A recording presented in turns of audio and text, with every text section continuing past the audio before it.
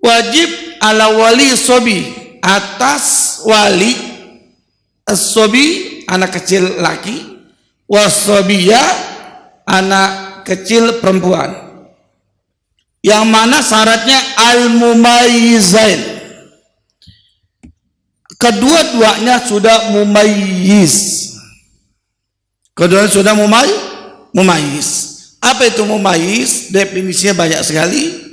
Wa min ahsani ta'arif, dari paling baiknya definisi dari sekian banyaknya apa itu? Bihaitsu ya'kul wa yasrab wa yastanji binafsihi. Yang namanya mumayyiz adalah satu fase seorang anak kecil yang sudah bisa makan, minum, istinja sendiri. Anak kecil sudah bisa makan, minum, istinja sendiri, namanya mumayyiz.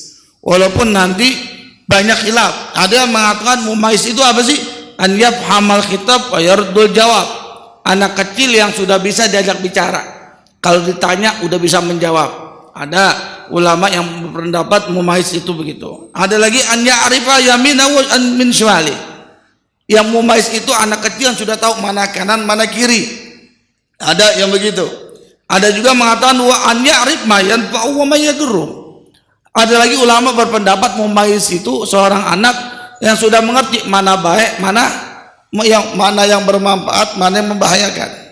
Tapi dari semua definisi, sepakatnya ulama yang paling baik adalah anak kecil yang sudah bisa makan, minum, istinja sendiri. Baik. Apa yang wajib atas orang tua? Apa yang wajib atas orang tua terhadap anak yang masih kecil yang sudah mumayyiz? An ya'murahuma bis shalah. Wajib atas orang tua memerintahkan. Ingat, yang wajib memerintahkan, bukan mewajibkan anak sholat, bukan. Karena yang namanya wajib sholat kalau sudah balik.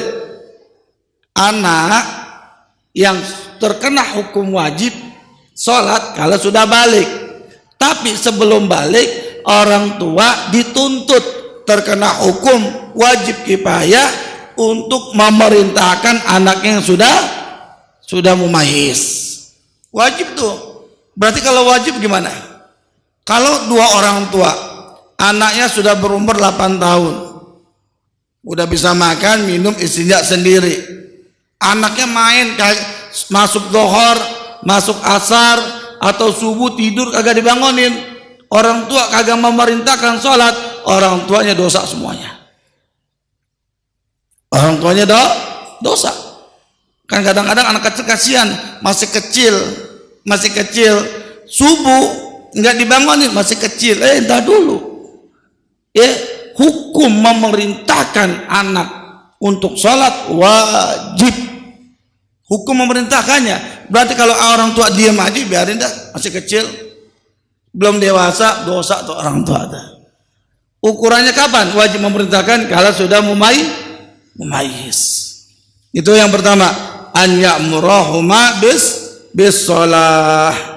Nah, ini mesti diperjelas. Wala dikatakan di sini wa yu'allimahuma ahkamaha.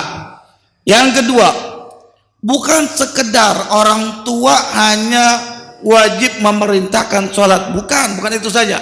Bahkan wajib juga bagi orang tua untuk mengajari kedua anaknya atau mengajari anaknya ahkamaha, hukum sholat. Wajib tuh orang tua tuh. Terkena jahil hitam. Jadi kalau anak udah mumayyiz, tuh anak agak diajarin perihal sholat, hukum sholat. Dosa tuh orang tua. Ustaz, saya ini nggak mampu untuk ngajarin karena memang bukan bidang saya agama. Baik, berarti orang tua wajib menyuruh anaknya belajar sama seorang ustaz. Terus biayanya dari mana? Wa ujratu, dan nanti biayanya diambil dari harta anak kalau anak itu punya. Kalau anak nggak punya, maka diambil dari harta ayahnya. Kalau ayahnya nggak punya, baru diambil dari harta ibunya. Jadi wajib diperintah nih. bukan sekedar sholat doang. Makanya penting tuh madrasah diniyah, ya, pengajian-pengajian. Kalau ada di masjid ada pengajian diniyah, masukin tuh anak. Jangan tidak dimasukin karena kita terkena khitab, kita terkena tuntutan untuk memerintahkan anak sholat plus mengajari anaknya jika alim. Jika dia alim, ajarin anaknya. Jika dia nggak alim, maka masukkan dia ke sekolah-sekolah atau ajak dia ke seorang guru untuk mengajarkan dia hukum-hukum sholat. Kalau enggak bagaimana? Dosa hukumnya. Ya, makanya Rabbana zalamna anfusana wa illam taghfir lana wa tarhamna lanakunanna minal. Berapa banyak orang dia saya nggak melakukan dosa, tapi nanti ada dosa yang ada sama dia. Dosa apa nih? Nah, itu dosa yang dia nggak sadari, menelantarkan anaknya tidak memahami hukum agama, hukum-hukum syariatnya. Karena statusnya wajib Pak, ini fardu kifayah. Fardu kifayah. Ya, kalau saat istri saya sudah bawa anak saya ke sekolah diniyah atau ke guru ngaji misalnya. Guru ngaji bukan guru ngaji Quran tuh, bukan. Quran plus juga diajarin hukum-hukum sholat, hukum-hukum wudhu dan seterusnya. Nah ini masih diajarkan. Kapan? Ba'da sab'i sinin. Diajarkannya setelah berumur 7 tahun. Kata-kata ba'da sab'i sinin ay dakhala pithamin. Jadi setelah 7 tahun sempurna berarti apa? Masuk ke 8. Tapi hitungannya bukan hitungan miladiah. Kita kan kebanyakan hitungan milad atau milad, hitungan Masehi bukan. Yang dimaksud di sini hitungan Hijriyah. Hitungan Hijriyah itu lebih cepat daripada miladi. Kalau miladi itu rotasinya apa? Matahari. Kalau Hijri hitungannya apa? Qamari, bulan. Lebih cepat berapa hari? 11 hari. Terkadang kalau umurnya kalau dia umurnya 7 tahun miladi Masehi, kalau dicek sekarang bisa umur 8 tahun. Kalau bingung-bingung saya nggak tahu nih bagaimana. Sekarang sudah gampang, ada aplikasinya, silakan tinggal dikonversi aja, masukin tanggal miladinya, di situ ada konversi, ada aplikasi, dimasukin, itu lengkap di situ. Alhamdulillah, memudahkan sekali bagi yang memang tidak ngeh atau tidak perhatian dengan bulan Hijri. Nah itu tinggal dikonversi ya, dengan aplikasi tersebut. Baik ya, jadi yang wajib hanya memerintahkan. Baik Ustaz, kalau anak belum mumayyiz bagaimana? Kalau anak belum mumayyiz, kan ini kan mumayyiz kan, 7 tahun mumayyiz. Nah kalau anak belum mumayyiz, apakah boleh diajarin sholat? Boleh. Tapi caranya bukan begini. Ini ada anak umur 5 tahun nih, 5 tahun anak. Ayo sholat, jangan. Karena dia belum mumayyiz. Bagaimana? Ajak dia, ente di sini itu liatin orang sholat, gitu. Cara ngajarinya. Tapi ayo sholat nak, pakai sarung, enggak boleh. Karena memang dia belum ada perintah kewajiban bagi dia untuk sholat. Jangan sholat, kalau nggak sholat ya nggak boleh. Ya nggak boleh, kecuali kalau umur 7 tahun ya dan sudah mumayyiz baru wajib perintahnya. Tapi kalau belum 7 tahun belum mumayyiz, maka belum ada wajib perintah. Jangan ayo sholat, jangan, tapi ayo ikut sini, ikut ayah duduk di samping liatin sholat. Udah, mau dia ikutin, mau dia liatin, begitu caranya. Tapi sholat kagak boleh. Jadi cara bahasa pun harus diatur, ya nggak boleh ada perintah di situ. Karena perintah, kapan jatuh perintah? Setelah mumayyiz, ya umur 7 tahun dan sudah mumayyiz, baru ada jatuh perintah di situ. Baik. Nah, kemudian wayadribuhuma, dan boleh bagi seorang wali orang tua memukul anaknya, boleh memukulnya. Kapan? Ala tarkiyah, apabila anak meninggalkan salat ba'da asri sinin. Nah ini bedanya. setelah berumur 10 tahun. Begini, kalau tadi 7 tahun masuk 8, 7 tahun masuk 8, ya itu kewajiban perintah.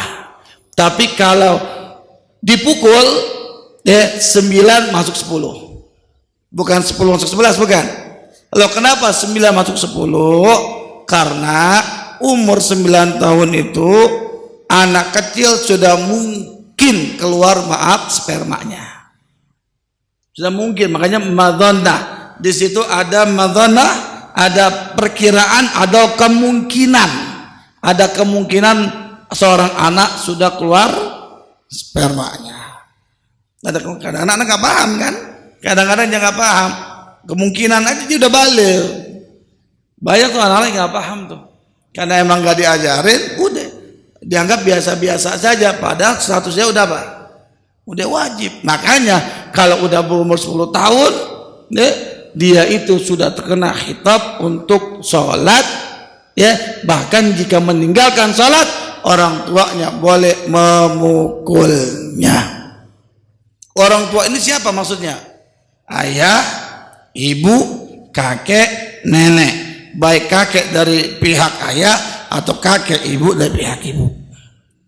Itu boleh tuh. Boleh memukulnya. Tapi pukulan yang bagaimana? Jelas, pukulannya ghaira mubarri atau mubarrah. Pukulan yang tidak keras. Kalau keras nggak boleh. Pukulan keras tidak boleh. Pukulannya hanya boleh yang tidak keras. Tidak keras itu bagaimana? Satu, tidak di wajah. Di wajah nggak boleh. Walaupun tidak keras, di wajah nggak boleh. Nggak boleh nih disentuh nih. Walaupun hanya apa bahasanya? Nggak keras itu nggak boleh. Wajah. Yang kedua, kalau di selain wajah dikatakan tidak keras, satu, tidak melukai, tidak membuat lebam, tidak mematahkan tulang. Kalau guru kami mencontohkan begini, ya, Syekh Taha waktu di Hadramut, beliau ambil pulpen begini, mubarah. Ambil pahanya, mungkin nggak ngepek kalau ini.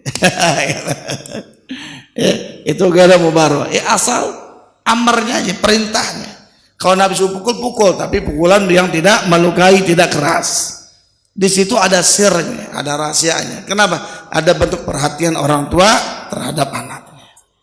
Makanya penting nih ya, masalah syariat nggak bisa dianggap sepele nih. Kadang-kadang kalau udah tua baru disuruh belajar, udah lewat, waktunya udah repot. Mumpung masih kecil, kita punya anak, ya, kita punya saudara masih kecil, ya kita tugasnya untuk memerintahkannya. Kemudian kasamin ataqahu, sebagaimana kewajiban suruh sholat, sama juga kewajiban disuruh puasa. Tapi puasa in ataqahu, jika mampu. Kalau puasa jika mampu, ya. Kalau dia mampu itu patokannya bagaimana? Mampu itu bi an lam tahsul lahum bihi masyaqqatun la tu'tamal ada wa in lam tubahil tayammum. Begini. Ada tes. Sekarang gini, suruh puasa aja, bertahan dari ba'da subuh sampai maghrib. Kira-kira pingsan nggak dia? Kalau pingsan berarti belum mampu. Kalau aja nggak pingsan, baik, dia masih bisa bertahan, masih. Tapi lapar emang biasa. Lapar sangat sampai menggigil badannya, berarti belum mampu. Oh mampu, tapi ngeluh lapar aja, lapar biasa ya. Tapi lama-lama hilang sendiri. Ya, biasa lapar kan nggak lama hilang. Nah itu berarti dia dianggap mampu. Tapi lagi dalam suatu riwayat begini, idza ataqal gulam siyama thalathati ayyam mutatabi'at faqad wajib alaihi shaum syahr Ramadan. Ada suatu riwayat, apabila seorang anak kecil sudah mampu berpuasa 3 hari terus menerus, maka dia sudah terkena hukum wajib puasa Ramadan. Karena 3 tesnya, kata Nabi, dites 3 hari terus menerus mampu puasa, mampu melewati, berarti udah wajib dia puasa Ramadan. Karena dianggap dia sudah mampu. Baik. Nah, begitu. Jadi ada patokannya. Kemudian Ustadz bagaimana kalau misalnya dia udah dipukul ya, udah dipukul tapi masih begitu aja. Udah dipukul tapi nggak ada reaksinya. Apakah dilanjutin pemukulannya? Dikatakan sini walau lam yufid illal mubarrah tarkuhum alal mu'tamad. Kalau andai kata pukulan yang tadi yang tidak keras udah nggak ada manfaatnya, udah nggak manfaat, nggak ngepek, bahasanya nggak ada pengaruhnya, udah tinggalin aja. Jangan diterusin, jangan. Kalau udah nggak ngepek, jangan dilanjutin. Alal mu'tamad, menurut pendapat yang kuat, nggak usah diterusin. Yang penting udah dipukul berapa kali, emang masih begitu aja, udah tinggalin. Ya, kewajiban kita hanya memerintahkan. Ya, bahkan sampai memukul. Memaksa lah. Kalau dia sudah balik, urusan dia dengan Allah. Orang tua sudah terbebas kewajibannya di hadapan Allah. Ya, karena kalau sudah balik hukumnya udah masing-masing. Udah hukum mukallaf, taklifi, sudah terkena hukum wajib masing-masing. Baik. Wa yajibu aidan, dikatakan wa yajibu alaihi aidan ta'limuhuma ma yajibu alaihima. Wajib juga, wajib atas siapa nih? Atas orang tuanya. Ya, orang tuanya atau kakek neneknya. Apa? Ta'limuhuma, mengajarkan anaknya. Huma ini kembali ke sobi dan sobia ya tadi. Anak kecil laki dan perempuan. Apa yang wajib diajarkan? Ma yajibu alaihima, sesuatu yang wajib atas keduanya. Bukan sekedar apa tuh? Bukan sekedar sholat doang. Bukan. Apa sih yang wajib seorang anak? Apa yang wajib? Harus bakti sama orang tua. Wajib gak tuh? Wajib. Apalagi? Menjaga iman Islamnya. Apalagi? Mengajari sifat 20, mana yang wajib, mana mustahil, mana jaiz bagi Allah, mana sifat-sifat Nabi. Wajib tuh anak diajarin. Jadi bukan sekadar hanya sholat, hanya kaitan dengan apa? Syariat, enggak, akidah. Khususnya akidah ahlu sunnah wal jamaah. Wajib di orang tua ngajarin biar dia paham tuh anak. Kenapa? Karena bukan sekedar syariat, akidahnya mesti dikokohkan. Biar nanti dia beranjak dewasa, di mana dia bertempat, dia bisa menjaga dirinya. Apalagi sekarang sebagian tempat luar biasa, akidah ini sudah diobok-obok sudah. Ya, begitu mudahnya sebagian orang sekarang ya betul, mengkafir-kafirkan, mensyirik-syirikan. Ya Allah. Ya, Nabi aja sedih. Ada seorang pemuda Yahudi yang mati. Nabi tahu, Nabi sedih. Kenapa? Karena dia nggak selamat, belum dapat hidayah. Nabi sedih. Lah ini orang udah dapat hidayah dikafir-kafirin. Gimana Nabi nggak sedih lagi gitu? Ya, jangan. Orang yang udah dapat hidayah dijaga. Hatta dia orang fasik sekalian, bahasanya dia jarang sholat, jarang sholat, orangnya nggak beres, tetap selagi dia masih ada Islam, iman, masih saudara, dijaga, didoain, dia dapat hidayah, didoain, jangan dikucilkan atau dikafir-kafirkan. Nah, apalagi orang pikiran, maulidan disirik-sirikan, dibid'ah-bid'ahkan, jangan. Semuanya ada argumen. Kalau mereka tidak sepakat, masing-masing sudah. Lana amaluna walahum amal luhum, masing kita punya amal, mereka punya amal. Kita punya dalil, mereka punya dalil, silakan masing-masing. Nggak usah kita usil, gitu ya. Nah, ala kulli hal deh, penting jaga. Nah, akidah itu penting. Sifat 20 itu penting tuh. Biar anak itu dekat sama Allah, harus diajarin, bukan sekedar syariat. Maka di sini katakan wajibu alaihi aidan ta'limu ma yajibu alaihi. Apa yang wajib atas keduanya diajarin juga. Sifat 20 tadi ya. Apalagi tuh? Bakti sama orang tua dan lain-lainnya. Kalau dalam syarahnya wa ma yundab lahuma, termasuk perkara-perkara yang disunahkan diajarin juga. Dikenalkan salat duha, salat witir, salat tahajud diajarin. Walaupun tidak ada pemaksaan, tapi sudah ada pembiasaan. Biar dia gede dekatnya dengan Al-Quran, biar dia ngaji Al-Quran. Jangan sampai umurnya berlalu, hari-harinya berlalu, nggak pernah buka Al-Quran. Mungkin kalau ngaji sih ngaji kali ya, baca Fatihah ngaji Quran juga, tapi ngebukanya nih kagak. Sayang pada kalamullah ya, firman-Nya Allah kagak dibuka. Satu hari nggak buka Quran ini kan luar biasa. Udah jauh banget. Jangan jauh-jauh dari Al-Quran. Dekati Al-Quran. Satu hari pegang Quran, baca. Ya, 1 bulan hatam. Kalau 1 hari 1 juz begitu dan seterusnya. Baik. Wa ma yahrum, dan diajarkan juga, diberitahu mana yang haram, mana yang wajib diajarin, yang sunnah diberitahu, yang haram juga dijelaskan ini haram. Ya, anak kecil masih diajarin tuh perkara-perkara, bukan kadang-kadang kan ada orang masih kecil udah nggak apa-apa. Jangan, memang masih kecil, kalau tobiat main iya, tapi kalau pada perkara-perkara yang memang dalam syariat masih beritahu dan jelaskan. Jangan dianggurin, jangan didiamkan, khawatir nanti berkelanjutan, udah melekat di hatinya begitu, akhirnya susah dihilangkan. Nah, jadi masih dijelaskan ini haram, judi haram, apalagi berbohong haram, korupsi haram, ya, zina haram dan seterusnya, durhaka sama orang tua haram, ya, gitu, dan seterusnya. Itu masih diajarin. Wa yajibu, ya, kalau dalam syarahnya sini, wala yantabi bidzalikal wujub illa bil bulugh ma'rusdi. Kapan sih orang tua selesai mengajari anak? Sampai kapan? Kapan kan hukumnya wajib tadi. Wajib ngajarin, dan juga wajib ngejelasin mana yang haram supaya dihindarin.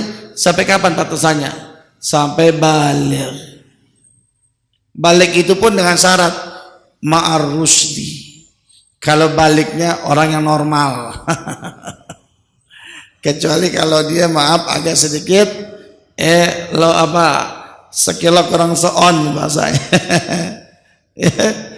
Bahasanya kalau dia agak sedikit otaknya kurang, berarti masih ada kewajiban terus diajarin. Tapi kalau sudah balik, otaknya juga baik, ngerti, berarti udah kelar kewajiban orang tua, udah habis sampai situ. Nggak ada kewajiban, yang ada mimbabil ihsan. Kewajiban nggak ada, yang ada hanya kebaikan orang tua kepada anaknya, gitu ya. Nah seperti itu. Mudah-mudahan Allah kasih berkah buat kita semuanya, manfaat ilmu kita, zahir wa batinan, fi khair wa bi du'a fi al-Fatihah. Bismillahirrahmanirrahim. Alhamdulillahi rabbil alamin. Arrahmanir rahim. Maliki yaumiddin. Iyyaka na'budu wa iyyaka nasta'in. Ihdinas siratal mustaqim. Siratal ladzina an'amta 'alaihim ghairil maghdubi 'alaihim waladdallin. Amin. Allahumma arzuqna minal uquli awdaraha minal adhani asbahan minal a'mali asgharaha minal akhlaqi atyabaha minal arzaqi ajzalaha minal afiyati akmalaha minad dunya khairaha wa minal akhirati na'imaha bihaqqi sayyidina Muhammad sallallahu alaihi wa alihi wasallam bi rahmatika ya arhamar rahimin ya arhamar rahimin ya arhamar rahimin. Sallallahu ala sayyidina Muhammadin wa ala alihi wa sahbihi wasallam. Alhamdulillahi rabbil alamin wa minkum. Assalamualaikum warahmatullahi taala wabarakatuh.